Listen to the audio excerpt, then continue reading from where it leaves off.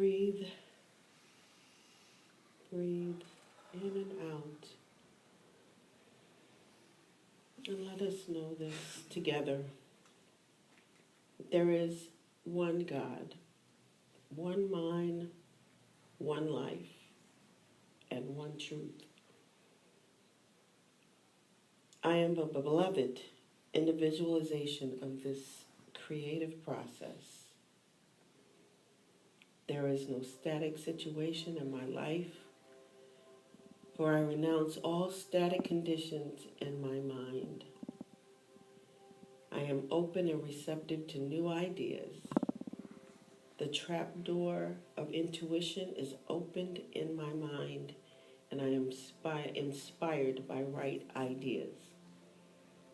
These ideas are right for me. My goal is obvious. I now declare that all subconscious patterns and opposition is my goal to now neutralize. I now know what to do, and I do it. My goal is to establish my consciousness as being so. Therefore, it is so. I have it, I rejoice in it, and I give thanks for it. And so it is. Amen.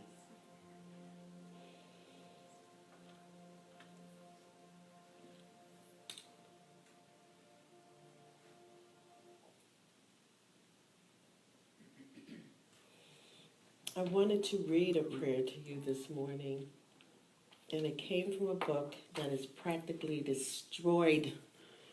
It is called The Power of Decision, and that's what we're here to do today. We are making decisions about our lives every single waking minute. And guess what? It's happening while we're sleeping too, because we've got subconscious activity going on. So I don't know whether you've had this book or ever had this book. I know I want to get a new one, but all my notes are in this one. So it is literally falling apart, but I pulled it back out, and just knowing that we are doing a release for the new year, for this year, and then we're inviting new stuff. As we're going through the talk, think about the things that power fill you, and then those things that haven't. And that really helps us sort out what we keep and what we let go. Our talk today is inspired by a coming year and the letting go of the old year. It's a question for each of us to ask ourselves.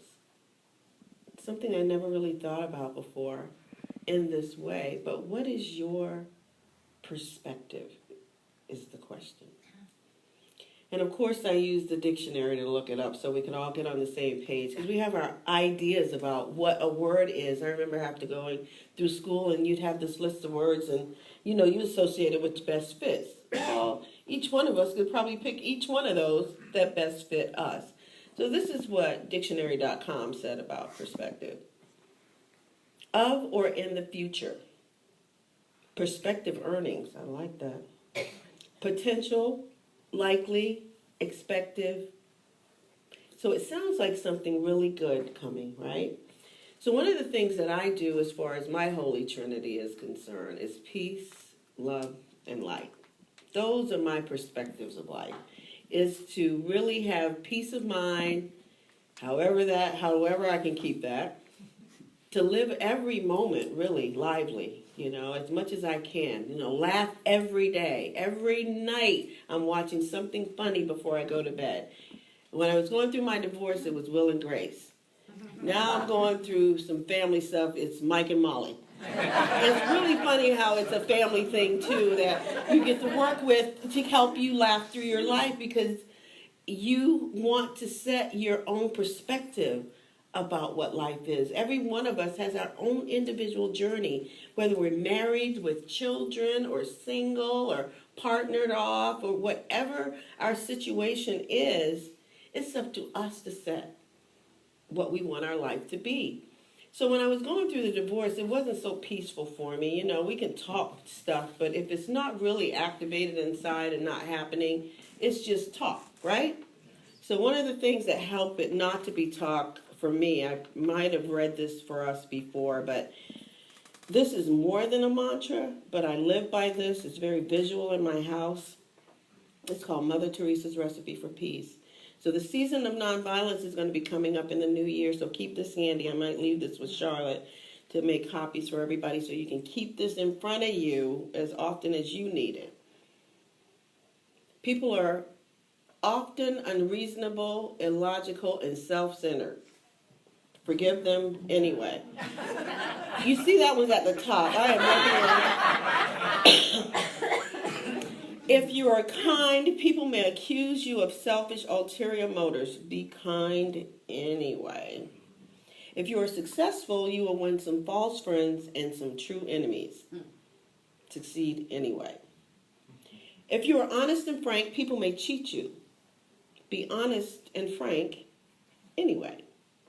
What you spend years building, someone may destroy overnight.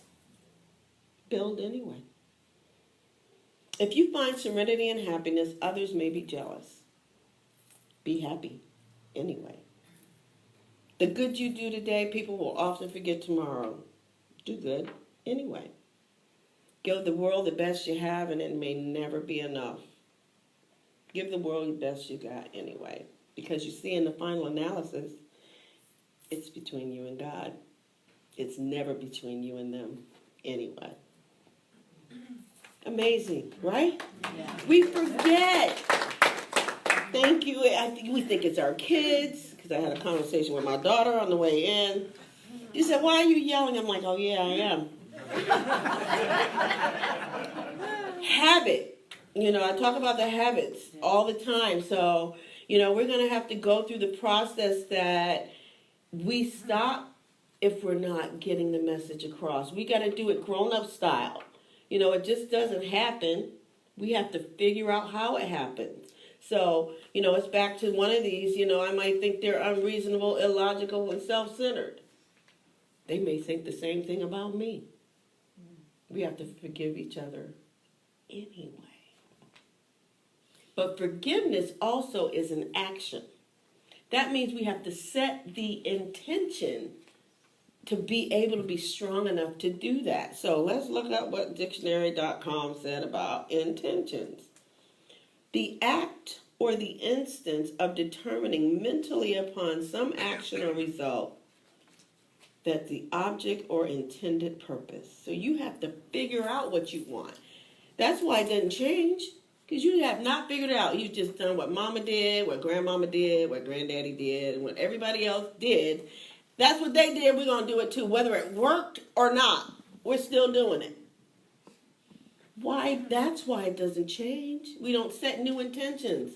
We say we want new things, and then I think there's a word for that called insanity, when you expect things to change and you do nothing about changing them. So we're not taking that into 2020. We're leaving that in 2019. Any area in our lives that showed up that said, that doesn't make no sense, let's leave it there. Let's do what makes sense. Let's do the math. If it does not add up, it is not 2. 1 and 1 is 2. If they say it's 3, you might need to check that. Right? Yeah. So we might tell ourselves 1 and 1 is 3. So check yourself first. That's habit 2. All of the habits. Habit 2 is begin with the end in mind. That's our intention. We don't see it yet, but we know it's there because we have the idea. Where did that come from? It came from somewhere. This green jacket was somebody's idea. Now I'm wearing it. We get to pick what our ideas are, and that is setting our goals and our intentions. I wanted to look at something that talked to our perspective and our potential, and there's books all around me. I do have a library. Even though I'm in a condo, I may have as many books as I have anything else in the house. Because what happens is one of them will fall off the shelf, not literally, but sometimes literally, and there's a message in there for me. I may have read it before, like The Power of Now. I don't know how many times I've read it, But there are books like these, The 7 Spiritual Laws. There's something about that 7 with me too, isn't it? That number shows up for me in my life quite a bit. So reading from this, it says the first spiritual law of success, and that's what we want, a successful life. And we get to dictate what success is and look like for us. The law is based on the fact that we are in our essential state, pure consciousness. Pure consciousness is pure potentiality. It is a field of all possibilities and infinite creativity. Does it say anything about being a certain age or a certain color, or if you live in the mountains or if you live in Atlanta? Although I think it feels a little softer pace up here. You know, every time I come, I'm like, oh yeah, I forgot how beautiful it is. It's so fabulous. Every time I come, even with the trees being bare, you see the landscape. And it tells you you're escaping some of the madness. So there's no excuse for you up here, beautiful mountain people, to take this in a greater way and come show us city people how it's done. Because we get in the rat race of life and forget. My kids are showing me how I must have forgotten along the way. Even if I had set the intention, did I sit and pay attention at the time? We have that fallout to deal with. But there's all possibilities in God. But we have to know that together. If we don't know it together, it ain't going to happen. This one-sided thing is for us. That's our own centering. But when you want to be involved with others at a greater idea, that means we always have to rise up first so we can be there with them. It's never union down here. We're too dependent on how they feel, what they think, what you say, and how much money. Well, they used to pay for your gas, so now I guess I got to be nice. No. Have courage and consideration so you can be mutual to each other. You set the intentions. That's your pure potentiality, because you want peace in life, because you want love in life. You want all the great intentions, not just for yourself, but for everyone else. There's a story, I get a lot of my stories through the movies. I love the movies. There's a lot of movies out now that I want to talk to, because they got the Star Wars movie back out now. In 1977, the year I went to college, the first Star Wars movie came out. And it really showed me how life really was from a different perspective, because I grew up Christian. And, we won't go there. So, but something told me, stop being afraid. There was something about stop being afraid, because it just had me afraid. I was headed for hell based on what I liked. And I had to figure out how hell wasn't the place I was going. Not realizing that hell is a state of mind. And we can jump in and out of that right now. But I didn't know that at 17. So the movie Star Wars taught me that there is a dark side in all of us. He was a Jedi first. He had this mastering life down. Something hurt him severely. Knocked him over on the other side. We all can get knocked over on that other side very easily, because it's all in us. We all felt hurt and what hurt can do. But if we don't heal and don't have the support to heal, we end up losing ourselves. And that's what happened. Now we got a whole brand new series. Fast forward to 2019, there is a Star Wars Rise of Luke Skywalker. Now they're going back in more history on what's happening, because you do have to clean up your own history and your own family lives. With no accident, my daughter and I talked this morning. First, it started out really kind of cute, and then the next thing I'm like, I need to pull over.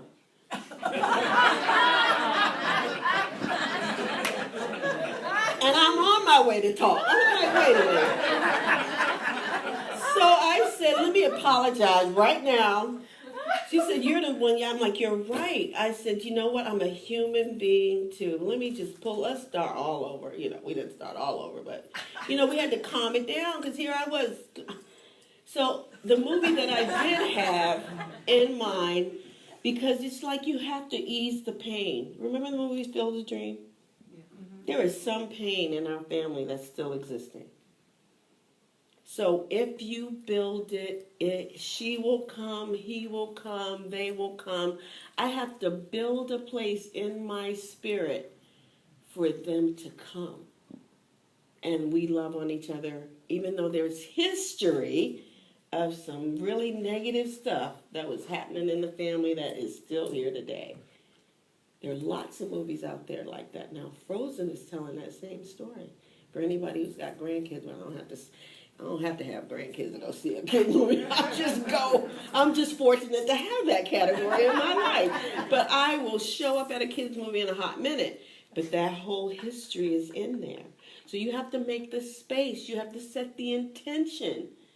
So there's a song that I used to play that for a boyfriend that I liked, and we just kind of broke up because he needed a little more money. I'm like, okay, we're not equally yoked. I can't spend my money and not trust you too. You got to have that trust factor in there. I think it's love, trust, and communication that makes any great relationship. Any of those ingredients missing, your stool is wobbling. You're going to fall. You can't stand up, okay? So this song called Always Be My Baby by Mariah Carey has become the song that I play on a daily basis for my children because they will always be my babies. At one point, they were a part of me, and then you want to be set free, but I will always love you, and I will always be here for you. So any song, even if it sounds romantic, we were talking about the music earlier, there's messages in the movies, there's messages in the music. And you pick the music that resonates with your individual expression of life. Usually that music will bring you right back into the right vibration. And it sometimes instantly, depending on the drama and the adversity and the devastation, it might take a little longer. That's when you have those people in your life that pop up. And they show you, you see who your real support system is when things are a mess. When things are really, really nice, you can't really tell. But when they are, that S show, the word, when they're that, yeah. Watch who shows up. And those are the people you can confide in that's going to elevate you to the next level. You don't have to eliminate everybody if you don't need to, want to. Sometimes you do. That's on you, who it is. You get to pick. You can love them from a distance or you can love them up close. But when it comes to prayer, work that you're doing and you're setting your intentions in the world, there are certain people you do it with. This is this community that you do it with. And you ask. And it will come. If you build it, it will come. You are building a community now where you're building it so a minister will come. Things were not always the way they are. We used to live in caves, now we live in houses. We used to have outhouses. Now we have indoor houses. I think I had a hand in my grandmother getting one. I was born in Boston, right? So they did have indoor plumbing there. We came down here when I was, I was born in 59, so I think in the 60s, early 60s, we would come visit. And I remember the little door with the little moon thing on it, and you have to go in, and it smelled. I told my mom, I'm not using that. I don't know what she put me on, but I wasn't using that. I think she had to buy the little potty. So next thing you know, my grandmother had a bathroom inside. You have to do things, even as a kid, you're doing things to help change what was. I don't know why none of those adult moms and sisters didn't think, well, we need an indoor plumbing for mom by now. They bring this little northern girl down south. She ain't using the bathroom outside. You need to fix this. And they fixed it. So we can still do that in our lives. We have to see a greater idea and it will show up in our lives. If you build it, they will come. Another area in this, the book of natural laws, because we live by natural laws. What we put in our mind, in our intentions, we demonstrate. Have you ever thought about a parking space and got it right in front of the door when you wanted it? I think that's the first thing I did that really told me that I can set an intention and it can really show up just like this. Now, I think the other ones that take longer or never do, we don't believe them, or there's some blockage as to why we don't have them. So we can either live in fear or faith. We can go for it or retreat from it. We can think there's abundance or not enough to go around. You can see the world as happy or sad. Not that we don't have sad moments, but if that's what you want, a sad life, that means every day is sad. We want to find ways to bring ourselves back into the full potential of who we are. And that is setting out what our perspective is about life. Love, happiness, kindness, music, joy, serenity, peace. There's a movie from 2015 that it was made. It's called McFarlane USA. I actually see a McFarlane sign coming up here every time I come. Do you notice that sign coming up here that says McFarlane? I'm like, the universe is such synchronicity. It's just amazing. So Kevin Costner was the star of that one too. It must have been a Kevin Costner week or something. And he was a football coach in 1987. And because of his temperament, as we all have, as I confessed this morning, he got kicked out of being this big-time football coach, and then he became a secondary football coach. Well, that didn't really work out either. So he gets moved to, his kids think almost Mexico, because it's so far south in California. It's a lot of Mexican environments there. But what happens through his practice of accepting change and newness for himself, he transformed his own life and a set of 7 boys, there's that number again, 7 boys into cross-country state championships, and they won the first one in history.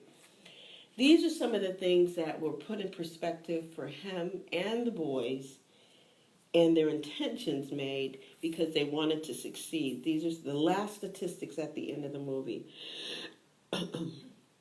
McFarlane High won 9 state titles within 14 years.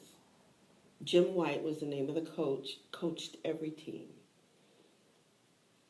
They say he got a new bike because he couldn't keep up with the runners, so he had to get a bike. And it was his daughter's old Barbie bike. No one on the 1987 team had a single relative that completed the 9th grade. All 7 attended college. Thomas Vallis, these are some of the 7 boys. Thomas Vallis, who was the #1 runner in the state of California, ran for the College of the Sequoias. He now coaches the McFarlane Middle School track team. There were 3 brothers that were on the team, all last name Diaz. Their father was a foreman, kind of, so he had a little more say. One of the boys graduated from Fresno University. He works as a counselor at McFarlane High. Another brother, Damasio, went to college too. He's now a police detective.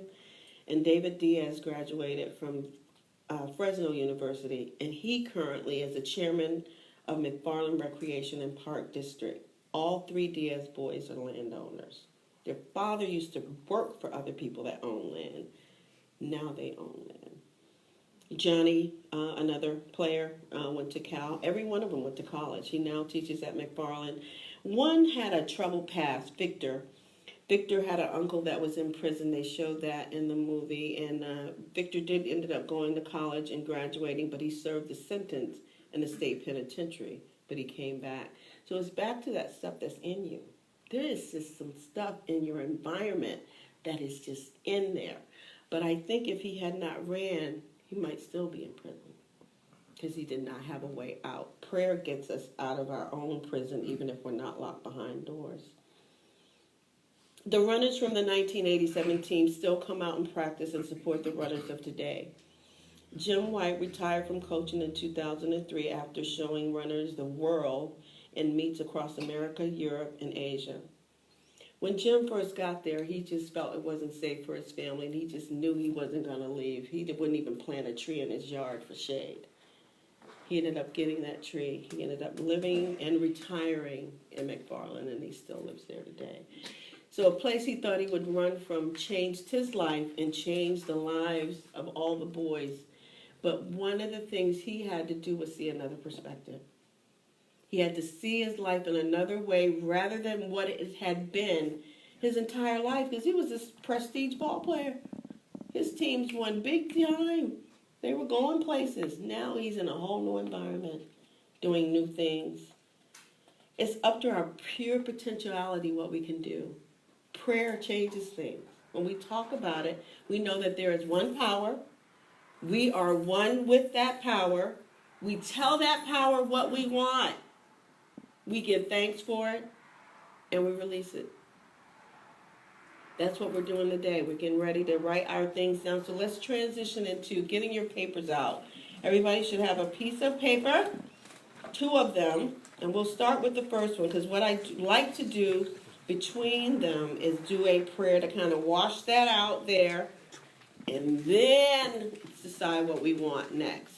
So everybody, just based on some of the things we've heard and said and what's bubbled up in you, you're probably going to have to find kind of 1 word or 2 words that will release some of the things you don't want to carry into 2019. I don't want to argue anymore with anybody, not just my kids, anyone, Comcast, the neighbor, nobody. How do I stop that habit from when I'm disagreeing from someone? What's the bigger picture?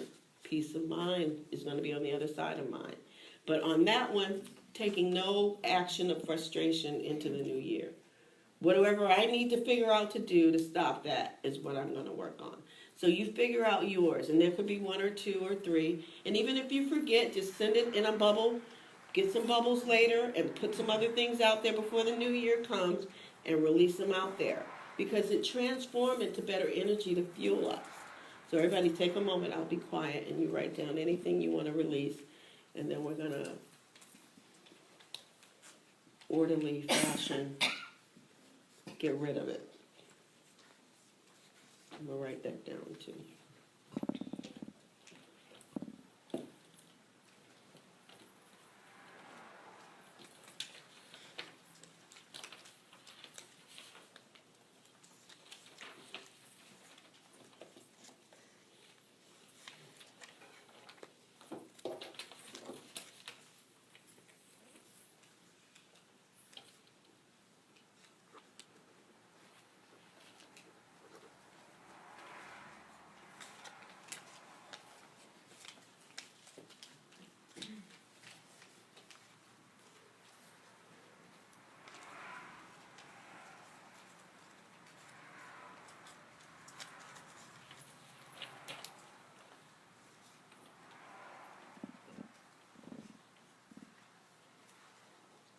Okay, if everybody's got it, you want to start from the back, Charlotte? Yeah. Okay, so you can fold them up, and if we follow Charlotte that way, we're going to go from the back to the front, and everyone will file out and place your release into the bowl.